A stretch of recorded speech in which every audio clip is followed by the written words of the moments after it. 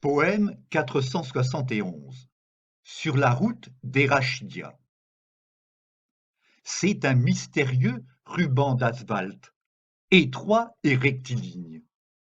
Vers quelle halte, doux havre créé par son imaginaire,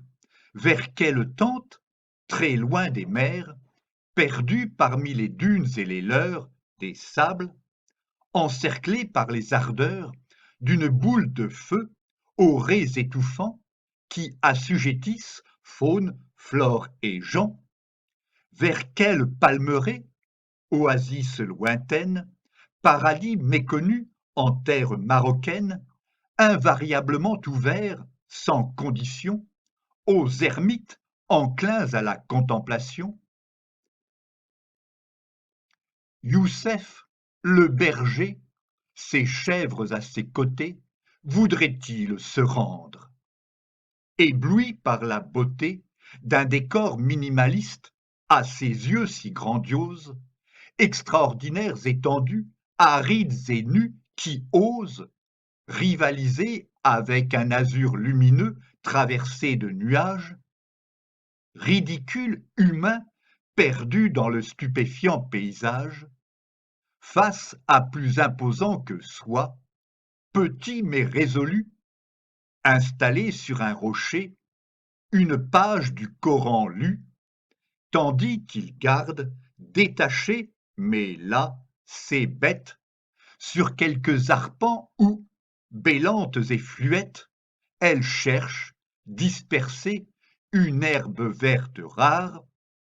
au plus près de coupantes rocailles dont les vieillards s'ingénient à conter aux enfants qu'elles cachent l'entrée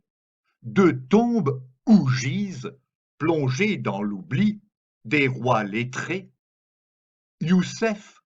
quant à lui, porté par la parole divine, entend clairement, au fond de sa poitrine, les battements de pouls du cœur en tourment de l'univers constamment l'exalter. Retiré au milieu de nulle part,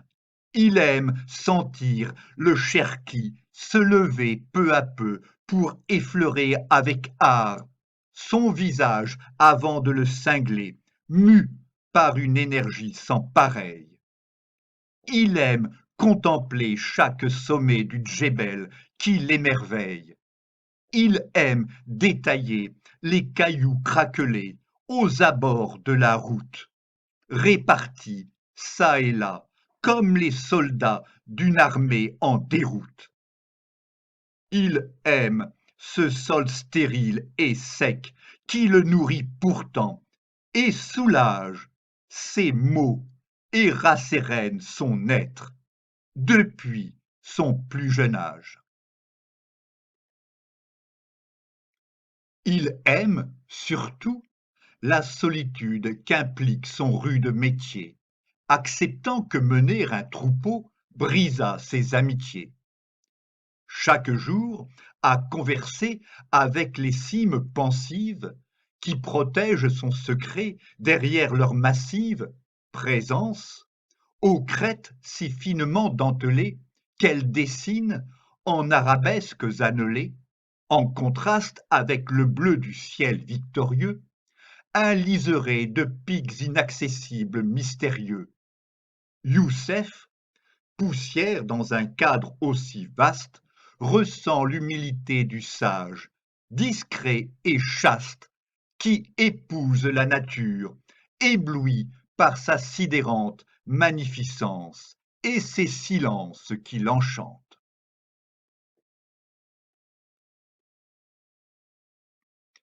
Toute mutique qu'elle se présente aux oreilles des hommes,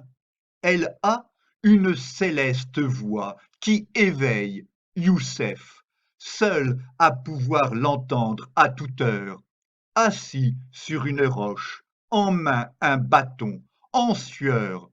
dans l'axe de la chaussée qui mène vers des cités tournées vers l'Occident, avec ses fausses vérités, ses brillances, ses chimères, ses factices manières, ses richesses pour lesquelles sa Leïla s'exila hier, parti en un jour de mai avec d'autres migrants, poussés par le fol désir de voir toujours plus grand. Depuis, tant d'années ont passé qu'en éternel rêveur, il a su comprendre et excuser, accaparé par son labeur, celle qu'il aima jadis adolescent, quand il courait, sans s'attarder un instant sur ce que demain serait, pieds nus, mutins et rieurs, sur l'étendue sans fin, transfiguré par l'ivresse de se fondre au sein du bled majestueux, sautant entre les pierres, fendillées et brûlantes, uniques et familières, qui les avait vus naître, puis bientôt s'endurcir. Berbères, ils étaient si pauvres, sans aucun avenir, leur village si petit, perdu dans un coin du désert, ces lubies à elles si contraires à leur vie de misère, que leur enfer de sable, de caillasses et de roches, elle l'avait haï très tôt, à ses yeux bien trop moche. Elle se voyait s'installer dans une capitale d'Europe et, à aucune de ses envies, tenue de dire stop. Féline, idolâtrée par les mâles du fait de sa plastique, elle s'imaginait une reine aux charmes énigmatiques. Tenace,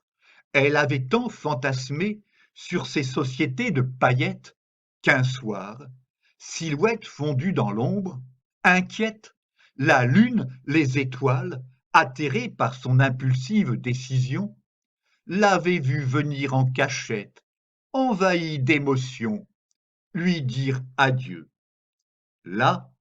sur le bord du tracé goudronné, face à cet ailleurs vers lequel elle allait, emportée, elle l'avait enlacé, embrassé pour la première fois, mais aussi la dernière, enfiévrée par son fatal choix. Depuis ce douloureux épisode, sur les rives incertaines de son vieil amour de jeunesse, pour supporter sa peine, il laisse le temps dissoudre les souvenirs qui reviennent. Et, s'il pense souvent à Leïla, en chantonnant l'antienne qu'elle fredonnait dans ce no man's land immense, à se rappeler avec tristesse ce que fut leur romance, Youssef sait néanmoins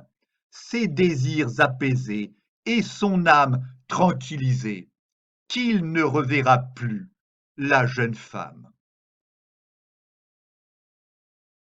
Car son destin n'est-il pas d'être là, sur cette ère inhabitée et sauvage, brûlée par les raies solaires, à l'aise avec ce torride climat, épanoui de vivre dans le dénuement, en toute simplicité, ivre des joies et des attentes que dispense sa vie de berger, exercé sur un territoire qui le ravit, tant offert, de l'aube au crépuscule, à son regard ébahi, qu'il se sent comme un obligé plein d'égards envers cette nature qui lui parle et jamais ne lui ment. Sûr que c'est un privilège d'exister dans ce décor vraiment impressionnant, où chaleur, lumières et souffle imposent leurs lois, sans point accorder aux autochtones une pause, subjugués par leur puissance, ébahis par leur grandeur, sa quête d'absolu, animée par une dévorante ferveur, il ne trouve qu'en cet endroit de quoi la satisfaire. À s'imposer d'austères pratiques, loué par ses pairs, Youssef a, au cours de ces années, atteint cette sagesse qui apaise ses sens et alimente ses songes sans cesse.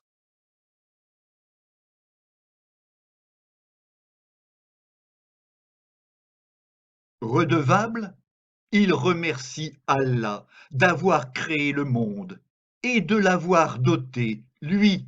du don de voir à la ronde le beau dans les choses d'ici-bas, de s'épanouir dans l'isolement, le travail et l'effort, de grandir dans la méditation, conforté dans cette digne voie par un environnement qui le laisse, en fait, pantois, mais surtout par ce chemin exempt de virages qui l'incite moins à rejoindre la ville et ses mirages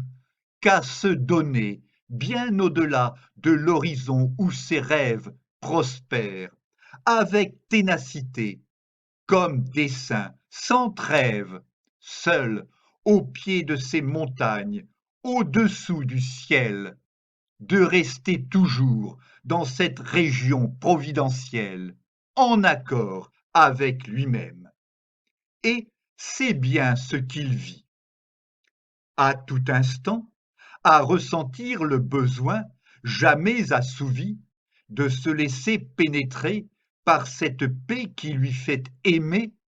l'être qu'il est, là où il est, et ce qu'il y fait sans mais, n'aspirant plus en compagnie des cabris qu'à se fondre dans ce lieu qu'avec aucun autre il ne saurait confondre, Youssef apprécie de rester mutique et solitaire sur un sol inhospitalier dont l'extrême rudesse à exhorter à l'envol l'esprit lui enseigne l'art de jouir des simples bonheurs qui, avec la maturité, tempèrent étrangement les cœurs.